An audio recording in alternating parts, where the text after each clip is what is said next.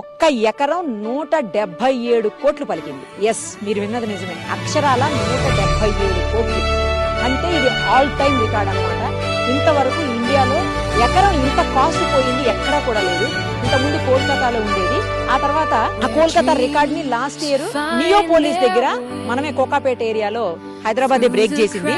ఇప్పుడు మన రికార్డ్ ని మళ్ళీ మనమే బ్రేక్ చేసుకున్నాం అనమాట. ఎకరం 177 కోట్లు. ఈ ఏరియాలో ఉన్నటువంటి సుమారుగా 7.67 ఎకరాల్లో ఉన్నటువంటి భూమిని వేలం వేస్తే దాదాపు 1357 కోట్లు 56 కోట్లు వచ్చాయి గవర్నమెంట్ కి. అలాగే పక్కనే ఇంకొక 11 ఎకరాల బిట్టు కూడా ఉంది. అది వచ్చేసి 140 కోట్లు ఎకరం పోయింది.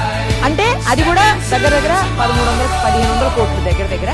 సో ఇది అది కలుపుకుంటే మొత్తంగా 3100 కోట్లు, అంటే గవర్నమెంట్ రిజిస్ట్రేషన్ వాల్యూ కూడా చూసుకుంటే మొత్తం కలిపి 3100 కోట్లకి